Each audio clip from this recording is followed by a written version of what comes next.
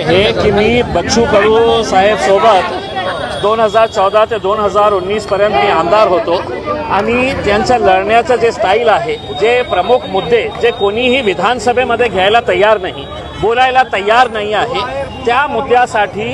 हे आमचे भाऊ अनेक वर्षापासून लढत आहे आणि त्यांचा जे प्रमुख मुद्दा जे आहे ते शेतकऱ्यांच्या बाबतीत आज हे महाराष्ट्रासाठी लाजवणारी गोष्ट आहे की सगळ्यात जास्त आत्महत्या शेतकऱ्यांच्या कुठे होत आहे तर ते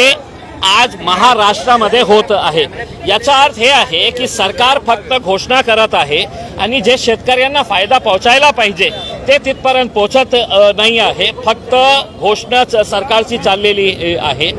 अपंग लोकांसाठी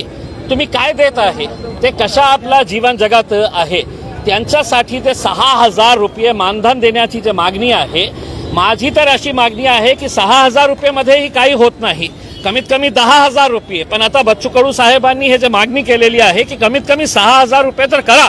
आपण कोट्यवधी रुपये असा फालतूगिरीमध्ये आपण खर्च करत आहे आणि हे जे लोक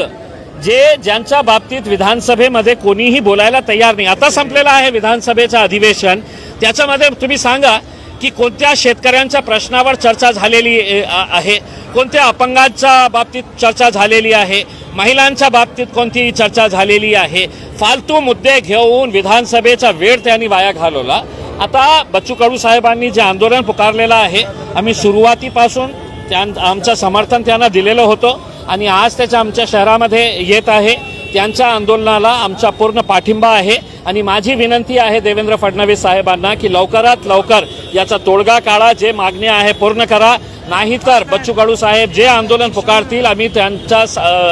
त्यांना पाठिंबा देऊ आणि हे आंदोलन कशा प्रकारे तीव्र करता येईल याच्या बाबतीतही आम्ही त्यांना सहकार्य देऊ।